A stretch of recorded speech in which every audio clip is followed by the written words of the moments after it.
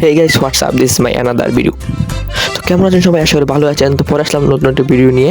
Title অথবা thumbnail দেখে তো বুঝেই গেছেন আজকে ভিডিওটা কী নিয়ে শুরু করতে চলেছি। তো আজকে আমি আপনাদেরকে নতুন 5টি স্কিল শিখিয়ে দেবো ডিএলএস এর। প্রথম স্কিলটি হলো পাই স্প্রিং স্কিল, যেটি সবসময় নির্ভর করতে থাকে। সেটা আপনি কীভাবে করবেন আমি দেখিয়ে দিচ্ছি। সেটা আপনি করবেন উপর থেকে নিচের দিকে টান দিবেন। সেটা আপনি যদি উপর থেকে নিচে দিকে টান দেন তাহলে স্কিলটা অটোমেটিক হয়ে যাবে। গেমের জন্য একটা প্রযোজ্য স্কিল। সো নাম্বার 2 নম্বর স্কিলটি হলো লেফট টু রাইট। আপনি মোবাইল স্ক্রিনে লেফট থেকে রাইটের দিকে একটা টান দিবেন। আপনি যখন লেফট থেকে রাইটের দিকে টান দিবেন তখন আপনি দেখতে পারবেন এই স্কিলটি অটোমেটিক হয়ে যাচ্ছে এবং একটি প্লেয়ারকে ক্রস করে নিয়ে যাচ্ছে। এটি হলো স্কিল নাম্বার 2। স্কিল নাম্বার 3 সেটি হলো রাইট টু লেফট। সেটি আপনি মোবাইল স্ক্রিনে রাইট থেকে লেফটের দিকে টান দিলে সেটা অটোমেটিক হয়ে যাবে এবং একটি প্লেয়ারকে ক্রস করে নিয়ে আপনার গোল দিতে অনেক সুবিধা হবে। রাইট থেকে লেফটের দিকে টান দিবেন তাহলে ওই স্কিলটি হয়ে যাবে।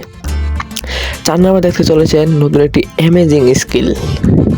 সেটা দেখার আগে আমি আপনাকে বলে নিই যে এই স্কিলগুলো তো দেখছেন, একটা সুবিধার জন্য আমার চ্যানেলকে অবশ্যই সাবস্ক্রাইব করে রাখবেন যদি পরে ভিডিও দেখতে পারেন। এটি হলো একটা অ্যামেজিং স্কিল। সেটা আপনি একটা প্লেয়ারকে দিয়ে নিয়ে যেতে পারবেন, একটা প্লেয়ারের মাথার উপরে নিতে পারবেন। সেটি হলো আপনি মোবাইল স্ক্রিনের নিচ থেকে উপরের দিকে টান দিবেন তাহলে সেই স্কিলটি হয়ে যাবে।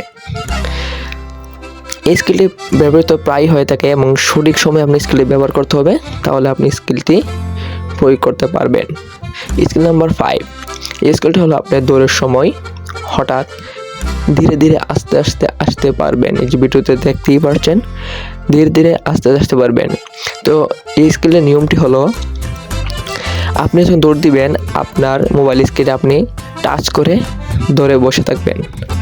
টাচ করে ধরে রাখবেন তাহলে দৌড়ের মধ্যেও দৌড়টি স্লো হয়ে যাবে। টাচ করে খালি জায়গায় টাচ করে দৌড়ে বসে থাকবেন তো দৌড়ের মধ্যেও দৌড়টি স্লো হয়ে যাবে। সো ভিডিও যদি ভালো লাগে থাকে অবশ্যই চ্যানেলকে সাবস্ক্রাইব করবেন, লাইক দিয়ে রাখবেন এবং নোটিফিকেশন আসার জন্য বেল আইকনটি চালু করে রাখবেন। So by.